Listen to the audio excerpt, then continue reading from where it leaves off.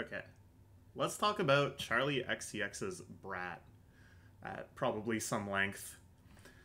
I don't typically talk about standalone albums on this channel. If I really want to talk about something I've been enjoying, then I'm usually pretty confident it's going to make the favorite albums list at the end of the year, and then I'll be able to, praise it and stuff then.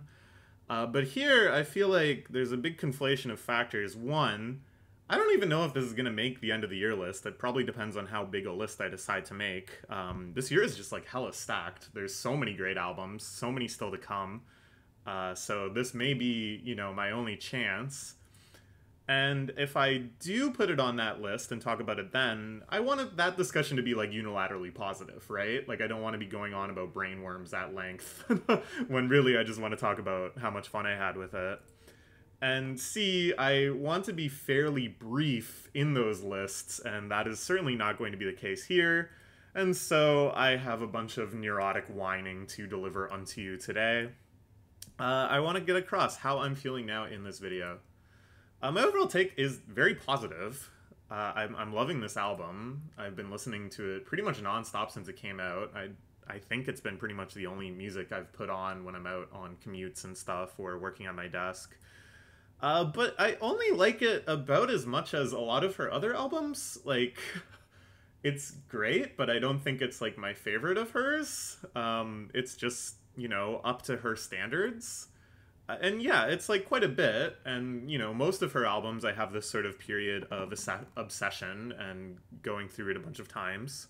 But with this one, it feels like everyone is making a huge deal out of it. Like, even relative to the praise that her other albums get, she has a pretty vocal, passionate fan base. This one has like far exceeded that level of praise and become a huge phenomenon.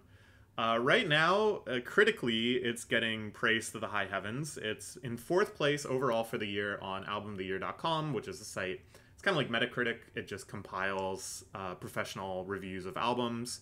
It has a 90, which is huge. And very relevantly, the 3 albums above it, the total reviews they got combined is less than the number of reviews Brat got. So the 90 is even more impressive in that context. Right now on Rate Your Music, it's the highest rated album by users. And again, not just looking at the score, but the popularity of it. It has like 10 times the ratings of stuff that are immediately below it. Can you guys hear a dog barking? There's a dog going like absolutely psycho in the hallway outside my apartment. Probably most impactfully, the Melon gave it a 10. He gives out maybe like 1 or 2 10s per year, so that's a pretty big deal.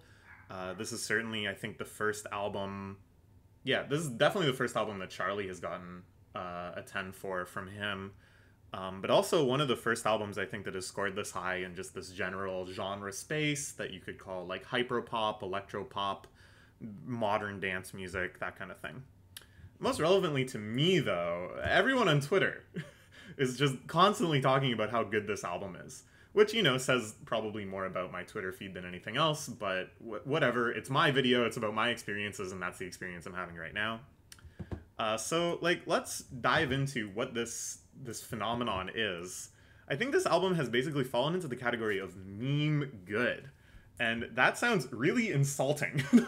But I just mean that it's like now the subject of this certain mimetic phenomenon. I'm not making any judgment whatsoever on how good it actually is or whether it deserves this praise. I want to reiterate, I think it's quite good. But basically, we see this with any artistic critique that's happening en masse on social media, that what bubbles to the surface is like some sort of mimetic reference to the album. Obviously, what's bubbling to the surface and going viral on places like Twitter or Instagram isn't like an essay, breaking down with nuance every quality of the album. Instead, it's just some kind of fairly standalone element, or maybe standalone isn't the right word, but like a very specific type of element or quality of the work or feeling that the work inspires or association between the work and something else that kind of bubbles up from the text, and it's treated as synecdoche for a discussion of the text as a whole. Like, it's kind of the stand-in that you make a reference to this meme that refers to a text, and then that is kind of the highest level, most popular discussion of the text as a whole. And it's used in this sort of, if you know, you know, codified way. You can make very cryptic jokes about the text within this sort of in the know type community. So Brat has a few of these, you know, some of the hidden meanings of the songs. Is Mean Girls about Dasha? You see discussions bubbling up around that. Fantasies about how the music would hit at clubs of different eras. Oh my god, I could feel spinning this way back in 2005, this sort of nostalgia or borrowed nostalgia. The idea that indie sleaze is coming back has been a major discussion point, a lot of memes made around that. Bubbling up again just from this album's existence and from people listening to it and wanting to talk about it. This whole discourse around the chart wars with Taylor Swift, that Taylor Swift, in an extremely transparently petty move, re-released her latest album in the UK with like bonus tracks in order to maintain her #1 position there. People love talking about that. That's become, you know, a real mimetic focal point. And then, of course, the album cover, which I also made a little joke about at the start of this one. But another very common kind of mimetic discussion point is that this album is very good. And I found these examples just going on Twitter and searching Brat within like 30 seconds, and then I went, that's probably enough, but there's so many of these. And, you know, some of them are like memes proper, and some of them are just sort of like tweets that go viral praising the album. This one here, of course, is referring to the Taylor Swift thing as well, but it contains a lot of very superlative praise around Brat. And again, I'm not saying whether or not this is deserved, I'm just saying that this creates a very specific mimetic phenomenon where posts just talking about how great it is get tens of thousands of likes, and then other people are inspired to make similar posts and share their own feelings, and it just starts like snowballing on and on and on, just this cycle of praise and hyping up and stuff. Oh, I forgot to... did I forget to do this for all the slides? Wait, hold on. I like to have it come out bit by bit. Shoot. I feel like this should be default. Don't most people want to do it point by point? What's the point of having it all come up at once? Okay, hold on. Hold on. I feel like a hacker. Anytime I'm like trying to do tasks on the computer that involve like clicking and stuff as quickly as possible, I'm like, wow, I'm like a hacker in a movie. Okay, where were we?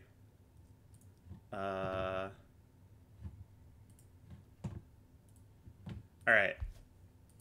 So this happens occasionally. This feeling of the love for a text folding in on itself. The community becomes about celebrating the celebration itself as much as the text.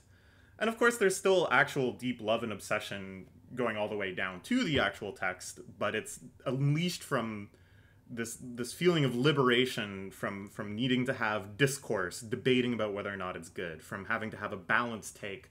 Oh, I like this, but not so much this. From nuance, where you try to like qualify why it's good or whatever. You can just run hog wild with praise and joy. Like, it's just the greatest album ever. Why not? I've seen people say that. This is the best album of all time. Why not? Like, to be clear, this isn't a bad thing at all, okay? I've been in communities going through this where I was wholeheartedly on the praise side. And it feels great. It's so much fun to have a group of other people shouting the same things from the rooftop. Oh my god, this is so great. And you going, yes, I also think it's so great. And you shout from the rooftops, oh my god, it feels so great. And everybody shouts, yeah. It happens with One Piece like once a month. And I'm always down.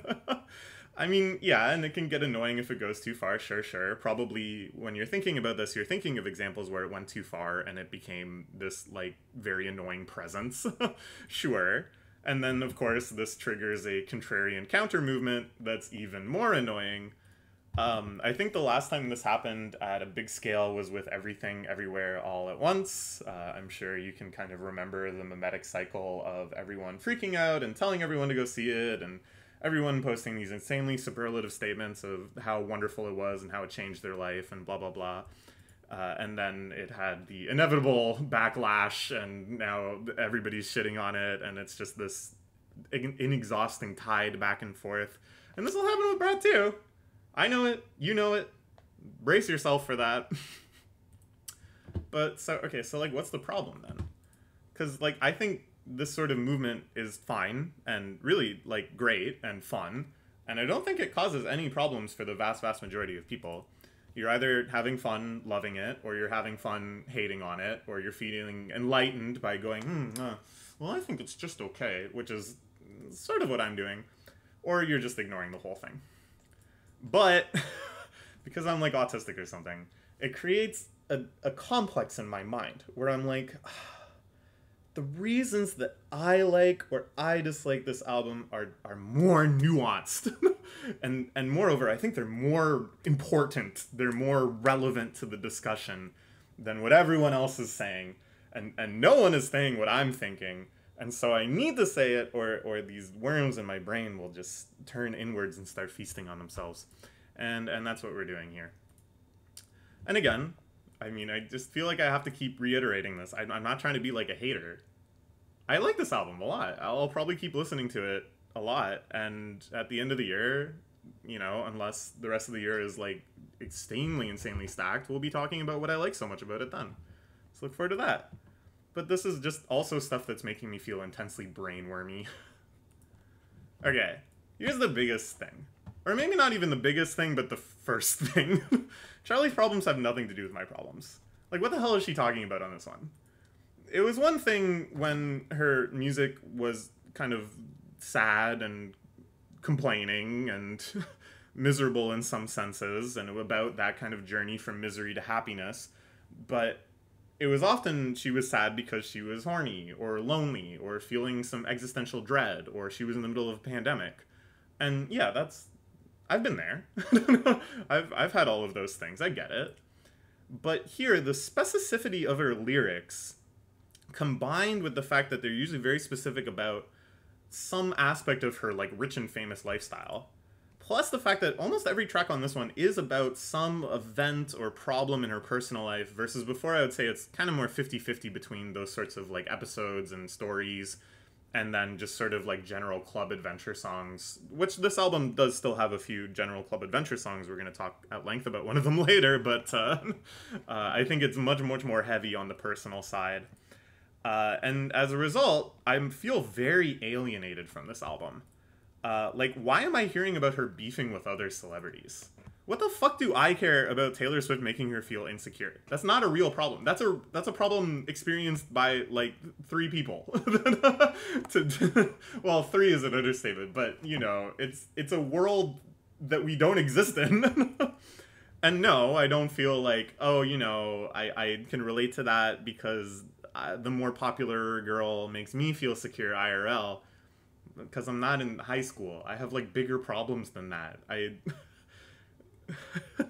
Like, that sounds mean, but, like, come on now. Is that where we're, like, at? Is being upset because somebody sells more albums than us or does some equivalent thing? Why do I have to hear about her having some, like, level 0 Ferrante experience in Naples, where she's just like, so quaint, oh, so lovely, oh, they're orange drinks. Oh, it's Pompeii. Oh my. Like, come on. I'm past that. I read like 12 novels about Naples. Why do I have to hear her mulling over like 101 shit about having a kid? I can't even talk about this one at length. I'll get too upset. But it's like, it's just really like 101 stuff. Like, it's if you ask ChatGPT to write, to discuss the sort of dread a person successful in their career would have when trying to figure out whether or not their career is worth sacrificing or postponing to have a child. It's just this. This is just normie shit. It's normie shit for normies. Alright, let's dive into this a little more. Like, she shifted to what I would call aspirational whining, okay? And the kind of, like, response I see to this often on Twitter is like, wow, even though she has oodles of money and a man she loves and artistic fulfillment and adoring fans, she still feels insecure because of the industry or patriarchy or whatever.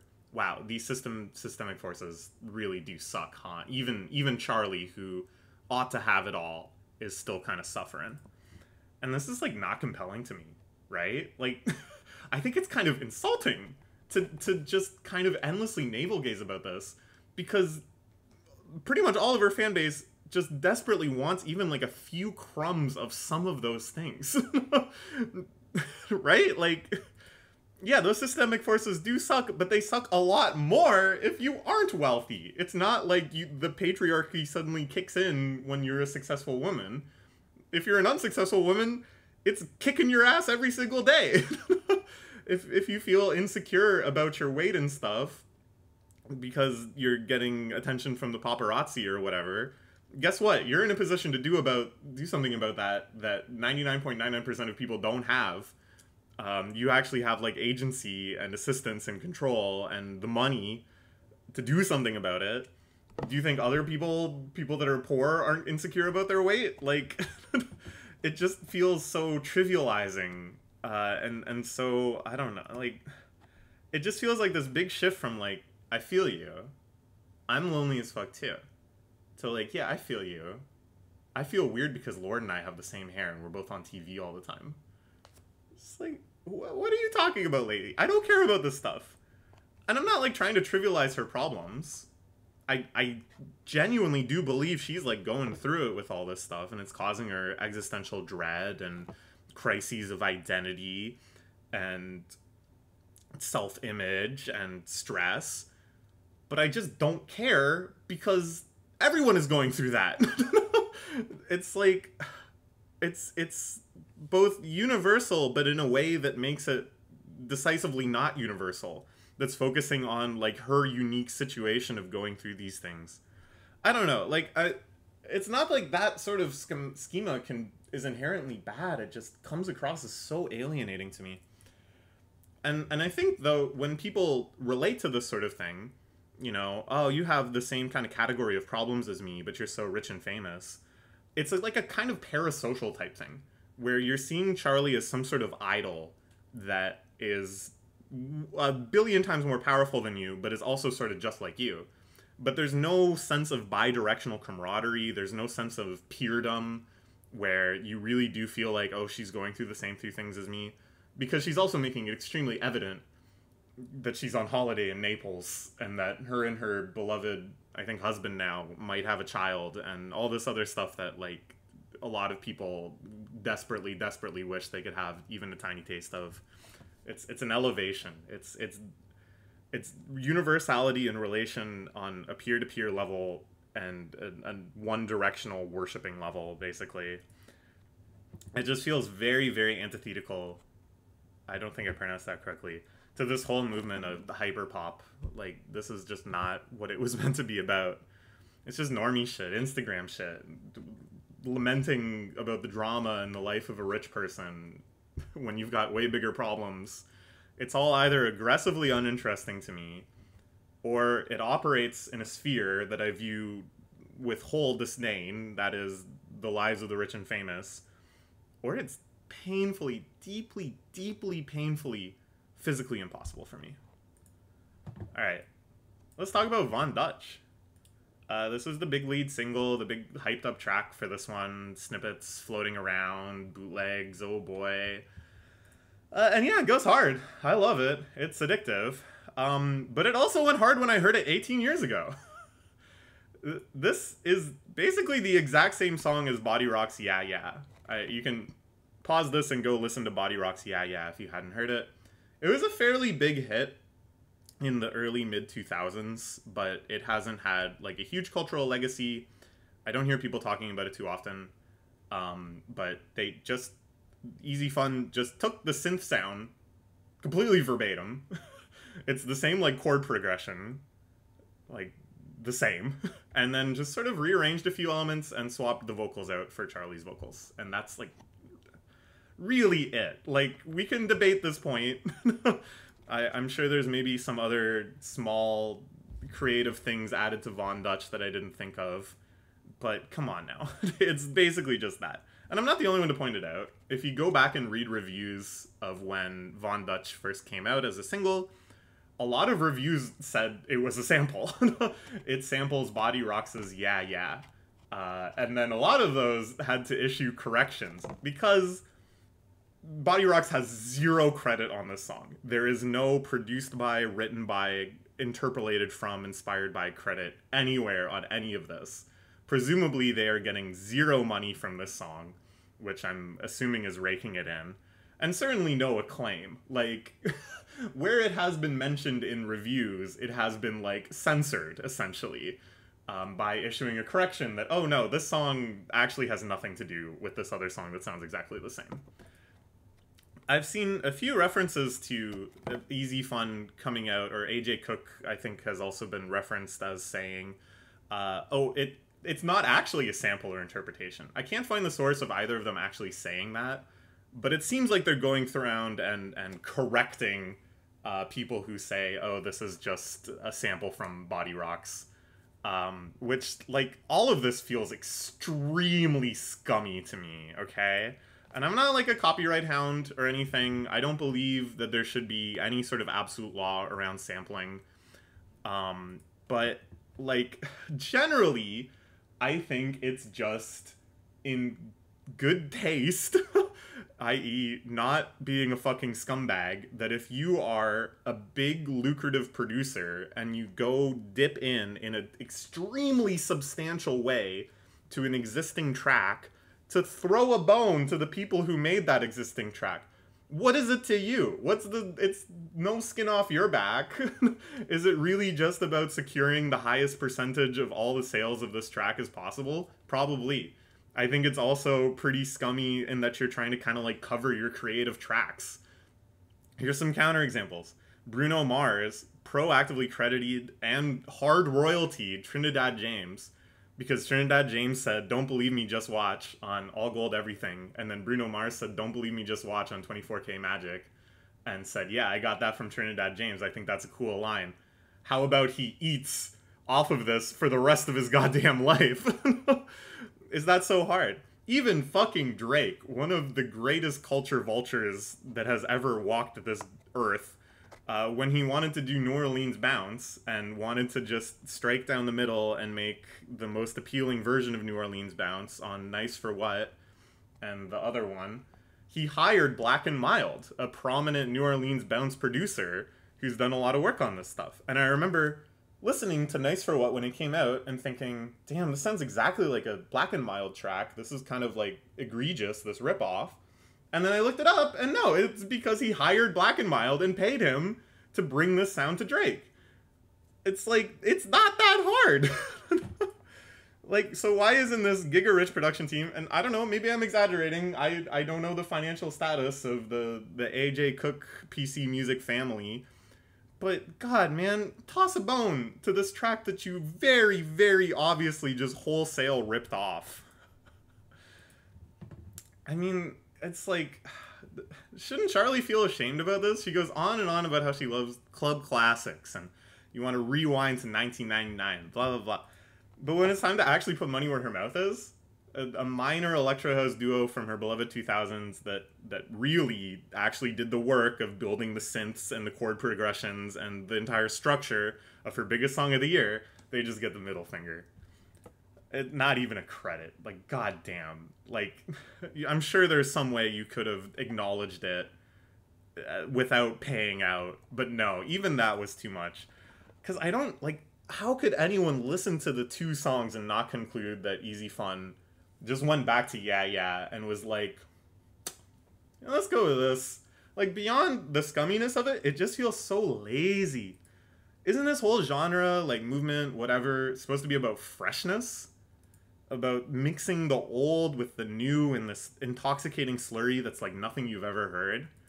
So why is the lead single of probably the biggest hyperpop album of all time just a wholesale ripoff of an 18-year-old song with the tracks, I don't mean tracks as in music tracks, I mean, you know, the tracks of him doing that very shamelessly covered up? Why are you trying to trick people into thinking this is something new? Why are you trying to convince people? And I mean, a lot of people are listening to this and going, oh my god, my mind is blown. This is so fresh. This is so addictive. This is crazy. He didn't do it! Oh, it drives me crazy. And it's like the hyper and hyperpop. That's supposed to kind of come from hypertext, right? This feeling of interconnectivity of scenes throughout history, of inherited nostalgia, of, you know, seeing what was so great about what the previous generation loved and then bringing that into your new music, drawing attentions to parallel motives across genres. The stiffing body rocks on all of this and acting like they had nothing to do with it feels to me like the exact opposite of when Panic at the Disco collaborated with Gex on the remix album. Like, it's just a total 180 inversion of what I thought the spirit of this whole genre was, and what I thought was bringing about the best in this genre. Alright, let's keep going. Speaking of hypertextuality, why is this song called Von Dutch? Okay, well, you have this guy, Von Dutch. He was very, very influential in kind of American iconography. Going way back to the 50s, he was a big part of the movement around, like, custom Cadillacs with the pinstripe painting and the big exposed engine and modding it in all sorts of crazy ways.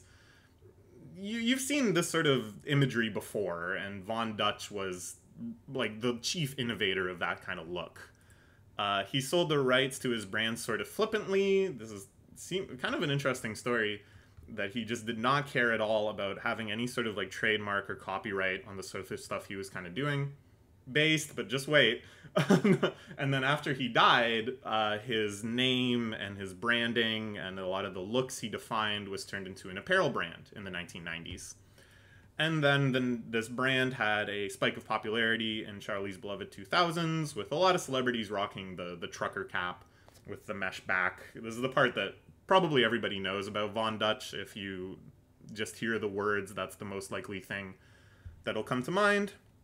And this is really the sum total of the in-song meaning of calling it Von Dutch. It's the cult classic, but I still pop. That Charlie is likening herself to this brand that exploded in popularity in the 2000s, and this wave that she's still kind of trying to ride and revive. And, you know, just kind of navigating, oh, that used to be popular when I was a kid, and now I'm kind of bringing it back in a way that's sort of countercultural, and blah, blah, blah. It's her whole shtick. Okay, but what a lot of people probably didn't know, and I can only really fucking hope that Charlie didn't know, and I only know this because I'm autistic and I read Wikipedia all day, Von Dutch was a huge, proud racist. He was a self-described Nazi that would just rant about the inferior races. And this has been exposed on occasion. There's been kind of 2 major exposés since the brand started that were like, hey, why did you name your apparel brand after a huge fucking racist? And this causes a minor brand backlash where maybe it stops getting stocked in some stores for a bit. And then, of course, the very tired, oh, he was just a provocateur type defenses, which is like, come on, man. You were being a provocateur by being a racist in America in, like, the 50s and 60s. Why not be a provocateur by not being a racist in the 50s and 60s? I don't buy that for a second. At any rate, yeah, so he was a horrible, horrible person, and, you know, we can separate the art from the artist, but, like, did Charlie really, though, knowingly name a song after a huge fucking racist Nazi on her big album that is targeted at and beloved by many queer and black communities? I don't think so. I think she almost certainly did not know that Von Dutch was a huge fucking Nazi. And certainly, I would imagine 90% of the people listening to it don't know. And yeah, like, you can say, oh, well, does it really matter? Because he's been dead for like 30 years, and the actual apparel brand is just named after him and is in tribute to his art style and stuff, but he didn't have anything to do with it. But you can also say, and I don't think this is a hot take, maybe don't name a song after a literal fucking Nazi under pretty much any circumstance. Maybe just call it something else. And we can have a big conversation about this, like, does Frank Ocean's Chanel fall into this category of naming a song after a Nazi? And I don't know, IMO, that's pretty different. I don't know. I mean, and if you really want to go there, okay, sure, then Frank Ocean shouldn't have done that either.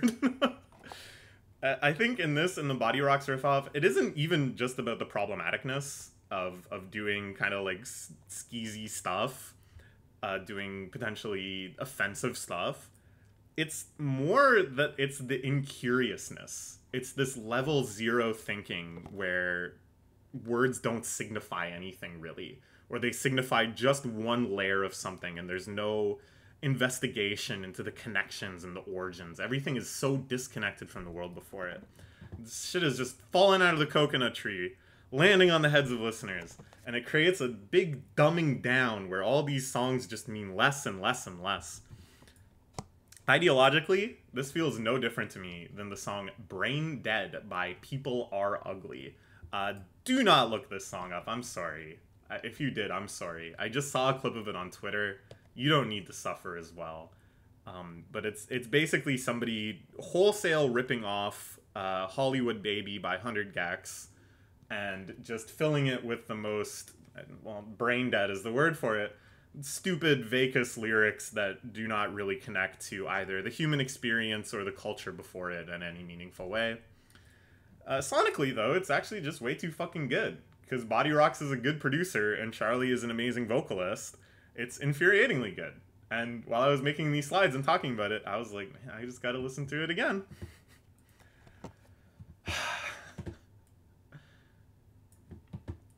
So yeah, I think this conclusion, this album it still slaps. This album is a slapper through and through. It's a wall-to-wall banger, heater, whatever.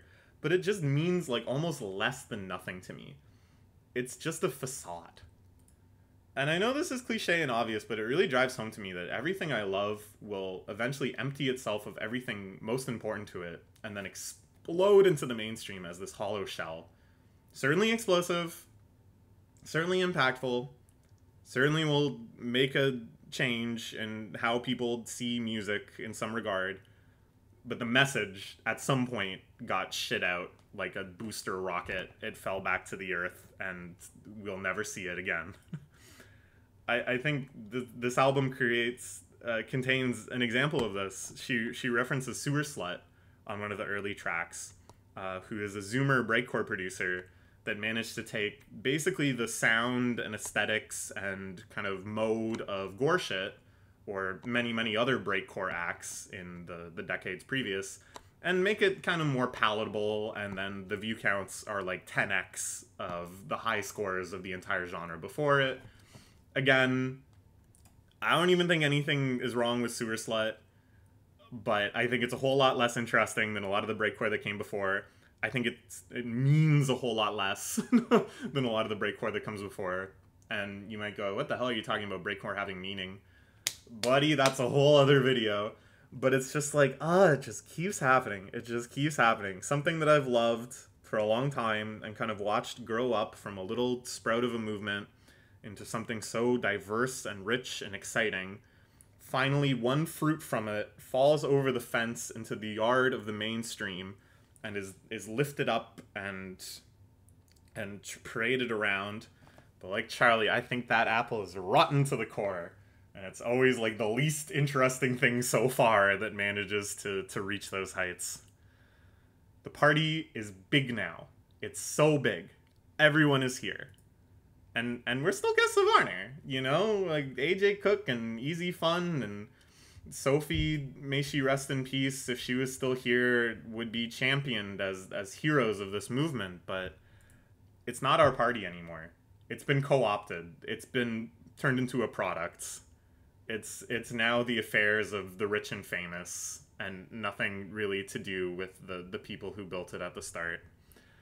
And I mean, when we're talking about hyperpop, I could go on and on and on about a million other ways in which this is happening, but I think because I love this album so much, this is the localist point. This is my focal zone, and now we got to pay to get in.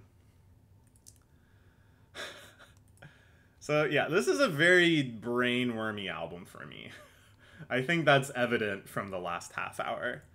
I listen to it and I go, ooh, yay! Yay, yay! And then the worm squirms and I go, I don't care about Naples. Stop saying the names of fucking Nazis. I don't care about Lord. I don't care about Taylor. Just go have your fucking baby and pay Body Rocks. But the really brainwormy thing is that this isn't even wholly a negative to me, okay? A lot of albums that are among my all-time favorites, and this is not mental health advice, but this is true for me. A lot of these albums, the most memorable ones, the most impactful experiences listening to albums, you know, the ones that I think will stick with me my whole life, they're up there because they contain doses of both truly awesome joy at how much fun, at how great sonically it is, and then just brainworm triggering misery. Sometimes this is deliberately from someone who is wrestling with the same sorts of things as me and making music that kind of connects with me on that intimate level and makes me think, yeah, you get it. Like Sophie or Shake or Danny Brown or 100 Gex or a lot of Charlie's albums before this one to varying extents. And then sometimes it's accidentally. Someone just innocently or incidentally triggering some deep, deep complex inside me when they were just trying to sing about their own problems. Like My Teenage Dream Ended and Brat. I thought for a while, I couldn't think of any other like great examples of where this has happened. But those two are like special to me now. That's a rarefied category, and it's one that I imagine will make this album stick with me for much longer than had it not had those wormy qualities, right? Like, this is what elevates it in a weird, kind of orthogonal, frustrating, despairing direction above a lot of other genres, a lot of other albums in this genre or other work by Charlie and Associates. It's certainly special to me now, because there's a satisfying feeling in running headlong into your complexes and fighting with them, and losing, and feeling the massive interior of the zones of your sanity, and in feeling even deeper this potential of creativity and of expression, of self-realization and self-actualization, of touching into some other secret part of your identity that is lurking in the deepest parts of these caverns that are carved out by brainworms. And that's all I gotta say about it.